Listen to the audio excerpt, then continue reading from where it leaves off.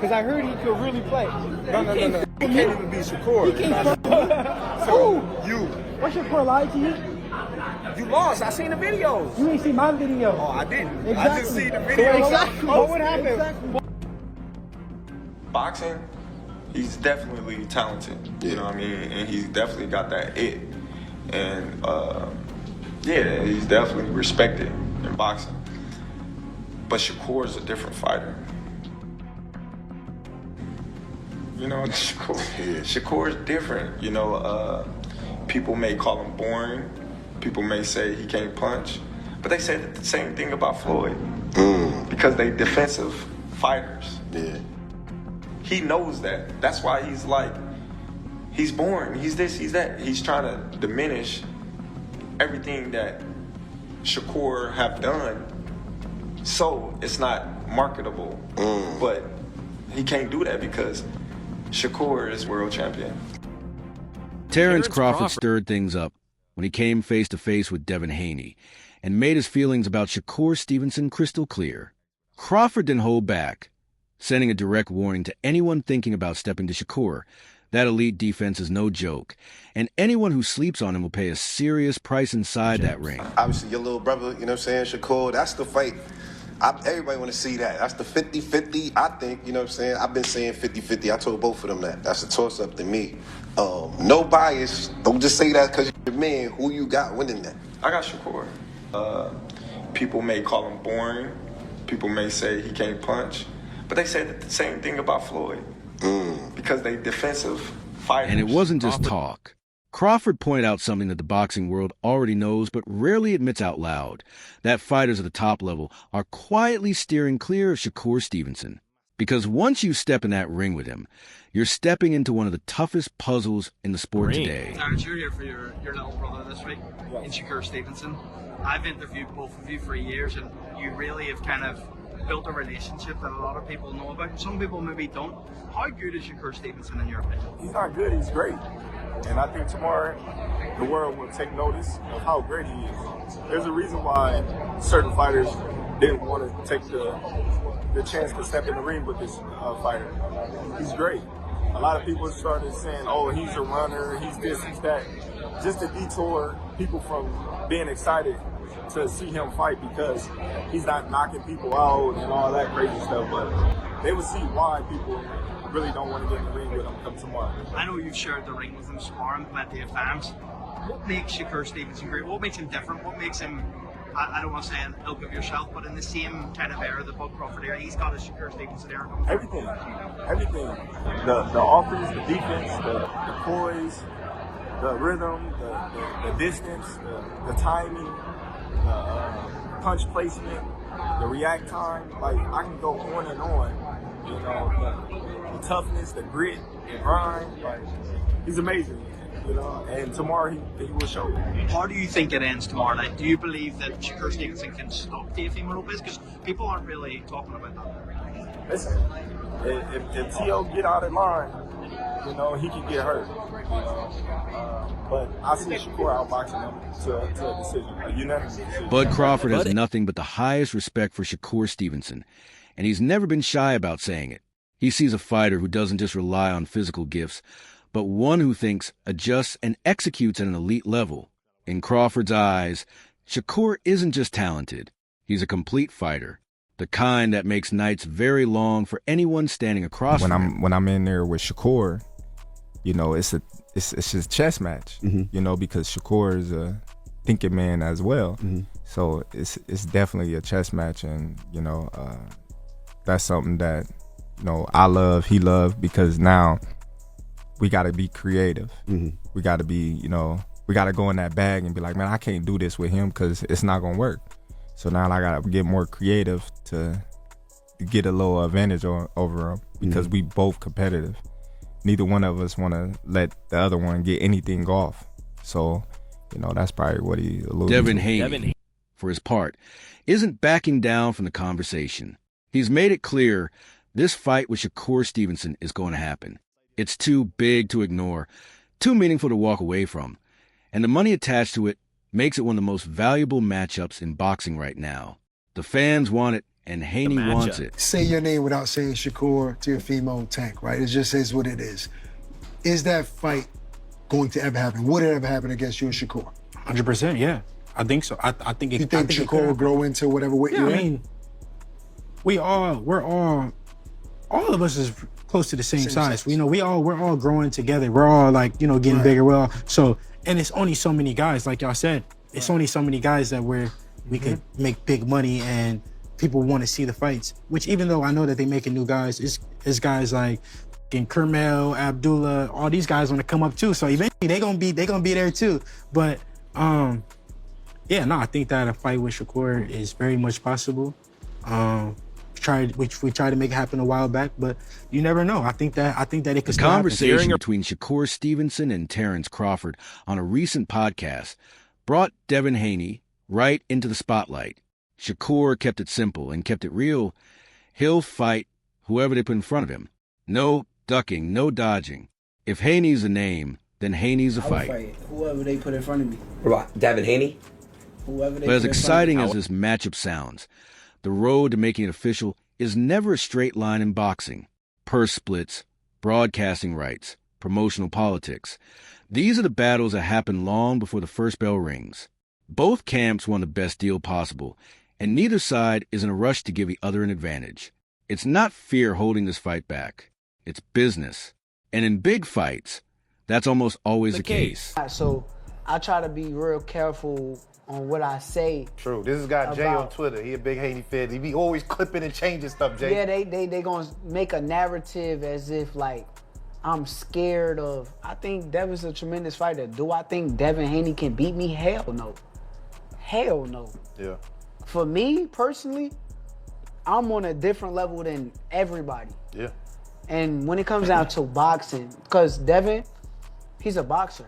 It's not like he's a fucking stone cold killer who's just gonna go in there and try to knock me the fuck out. Yeah. He's gonna outbox me. I'm the greatest boxer. How do you... Crawford's support for Stevenson runs deeper than just a few kind words in an interview.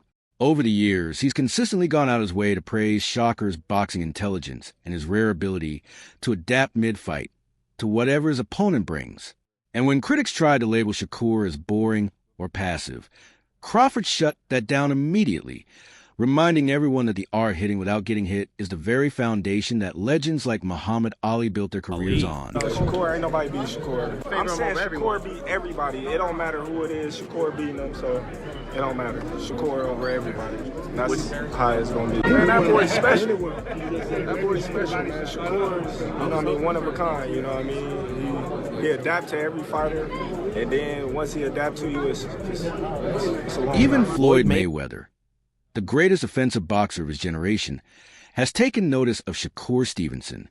Floyd has been vocal about his admiration for Shocker's technique, his ring intelligence, and the precision he brings to every single fight.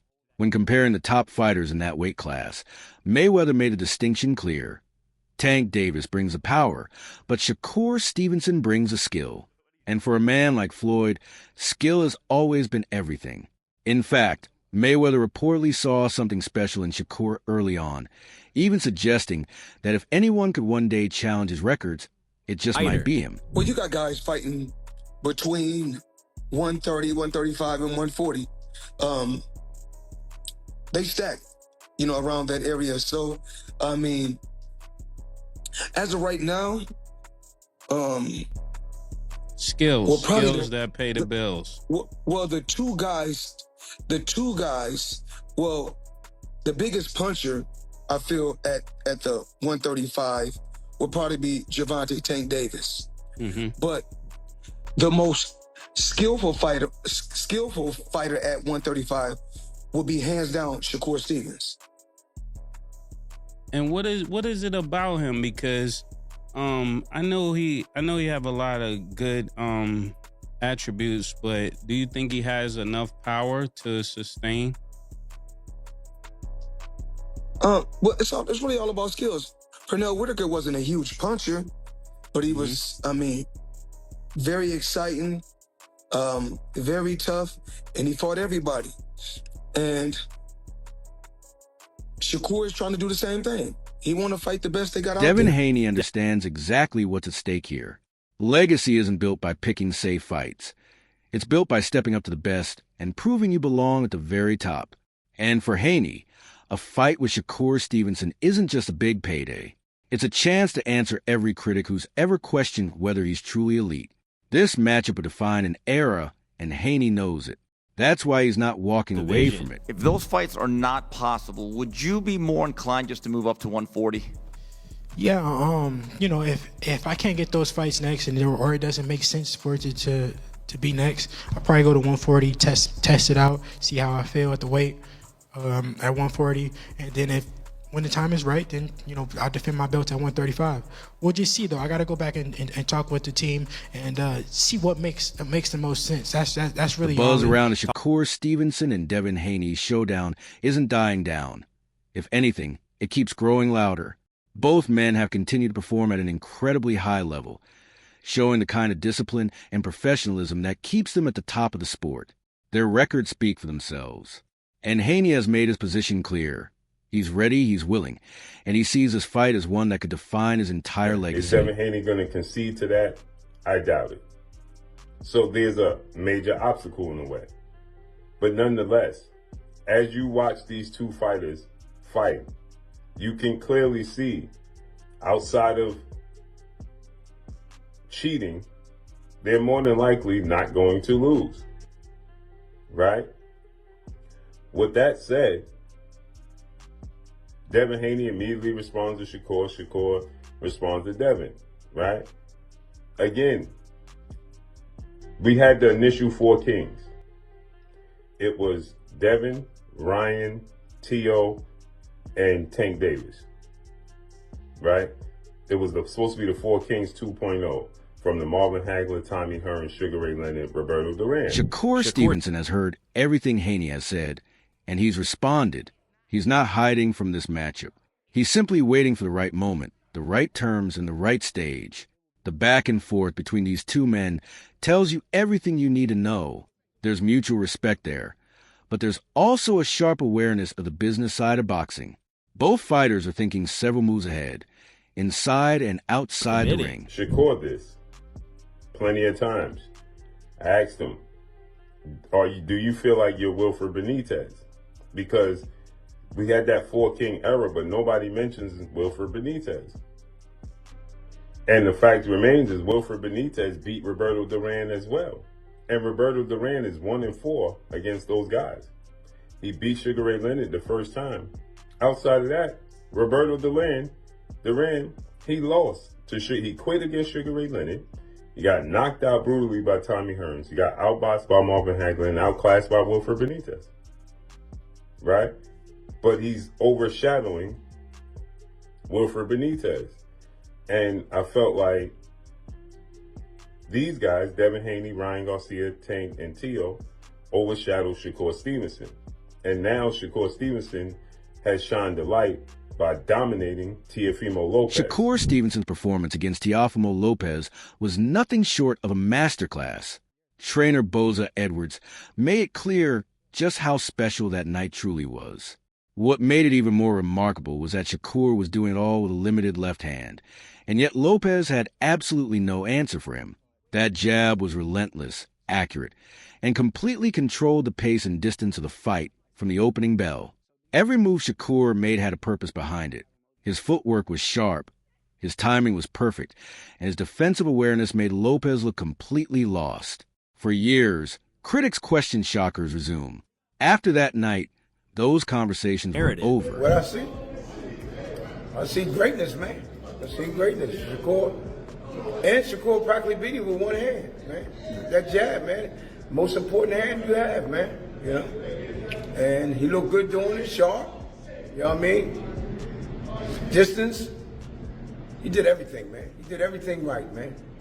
A lot of people thought it would be a tough fight because T.O.'s athletic, T.O.'s experienced, he's fought on a high level. Mm-hmm. And, you know, they were critical of Shakur. Oh, right. He ain't fought nobody and this and that. Yeah. He made T.O. look like everybody else. Made him look like an amateur. Made him look like an amateur. Yes. Now, technically, what did you see? Right? Where did T.O. go wrong in that fight? Where he went wrong? Yeah. fighting Shakur. That's what went wrong. Fighting Shakur. I knew he just running his mouth. He just was talking, man. I knew that from the beginning, even the time What made the performance even more impressive was that Shakur was dealing with an injured left hand throughout the entire fight, and he never let it show. He leaned on his jab, he controlled the distance, and he made all the right decisions under pressure. Boza noted that Shakur could have pushed for a stoppage if he truly wanted to, but instead, he fought with patience and intelligence, never taking unnecessary risks. That's not just skill, that's composure. That's ring IQ operating at the highest level. And by the final bell, everyone watching, in Philadelphia and around the world, understood exactly who Shakur Stevenson is. Oh, yeah. Shakur, no, you could have got stoppage too, but Shakur hurt his left hand. His left hand was hurt. If you notice, he was using that jab a lot. Yeah, jab and then the you know what I mean? And he threw the left hand every now and then. Because I was screaming out. Everybody said they heard me in Philly. Yo, we can hear you on the TV. Yeah, that's my young buck. You know what I mean? And I was telling him, throw that straight left hand. Then I noticed when he did throw it, he wasn't throwing it real hard. You know what I mean? You know what I mean? But he looked spectacular, man. You know what I mean? You can't ask for nothing more, man. And with me, I don't care about what people say, man. They always want to talk about you and say, oh, he should have did this, should have did that. He did everything that he was supposed to do, and he did it right. And that brings us back to the fight everyone is waiting for.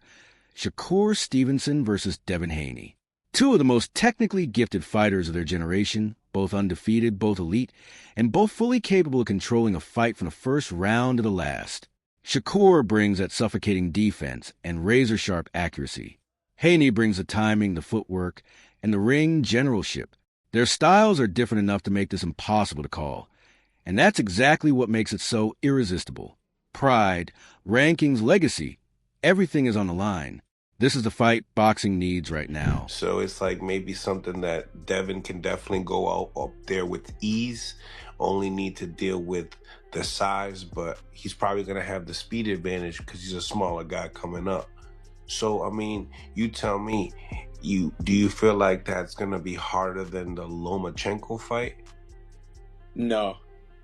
I think Loma would probably be his hardest top 2 or 3 fights in his whole career.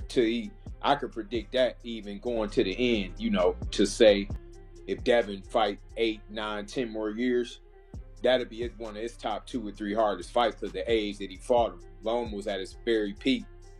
He was at his peak. He was older. He was right there at his top peak.